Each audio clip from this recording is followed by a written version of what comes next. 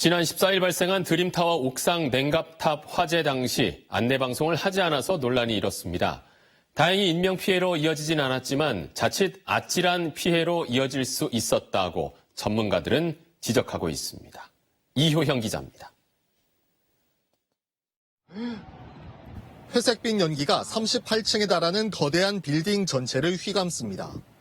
드림타워 옥상 냉각탑 화재로 생긴 연기가 벽면을 타고 내려옵니다.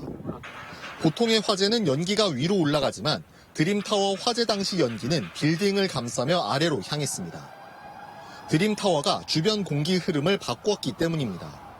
드림타워처럼 높고 면적이 큰 건물에 바람이 불면 그 뒤편에서는 역류 현상이 발생하게 되는데 이때 생긴 기류의 왜곡이 옥상에서 난 화재 연기를 건물 아래쪽으로 끌고 간 겁니다. 드림타워라고 하는 이제 굉장히 큰 건물에 의해서 주변 기류의 흐름이 이제 좀 바뀌다 보니까 연기가 아래쪽으로 흐르게 되고 그 하단 부위에까지 이제 영향을 주지 않았나. 이 경우 우려되는 것은 연돌 효과입니다. 차가운 외부 공기가 건물 안으로 들어와 위로 솟구치는 건데 드림타워 화재의 경우 38층 옥상에서 난 연기가 사람들이 오가는 출입구로 들어올 수 있었다고 전문가들은 지적합니다. 건물 화재에서 가장 위험한 아래에서 위로 향하는 연기 확산입니다.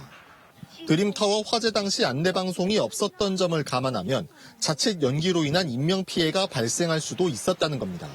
건물 높이가 이제 높으면 높을수록 이런 연돌 효과에 대한 것들이 커지기 때문에, 즉 압력차가 굉장히 커지기 때문에 연기가 유입될 수 있는 가능성이 좀 더 크다고 볼 수 있는 거죠.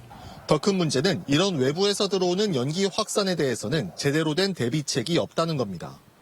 인접 건물에 대해서도 불이 번지는 것을 막는 것에만 초점이 맞춰져 있을 뿐 연기 피해는 사각지대입니다.